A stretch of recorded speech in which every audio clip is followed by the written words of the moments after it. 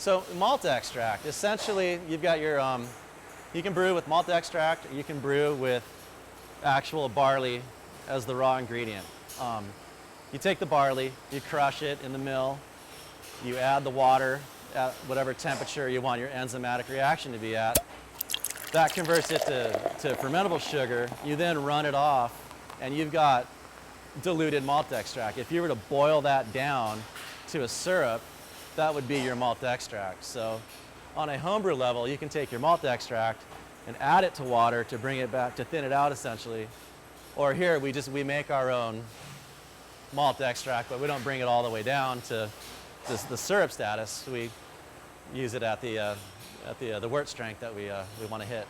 The reason we don't reduce it down to malt extract is because we are making a batch of beer with the barley that we converted into fermentable sugar.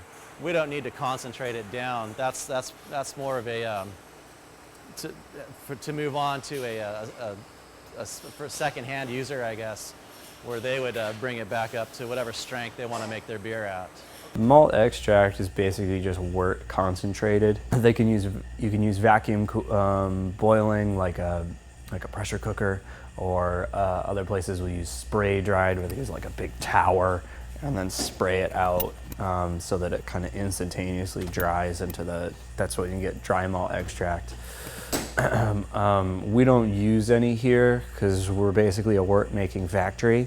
There used to be breweries in the like 1990s during the .com boom, and then there's probably some small brew pubs now still that operate called wort extract breweries, and they do use like either liquid malt extract or dry malt extract to make their products, but you end up with less choice in the different kinds of beers that you can make.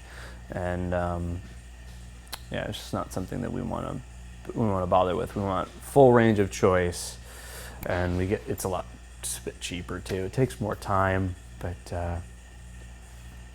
it's what we do. Otherwise, it would just be mixing stuff together and then being decent at fermentation. You don't need to do the whole breadth and depth of the brewing process. You want to treat it in a municipality like where we're at here in Torrance, where we're drawing from all the different water sources.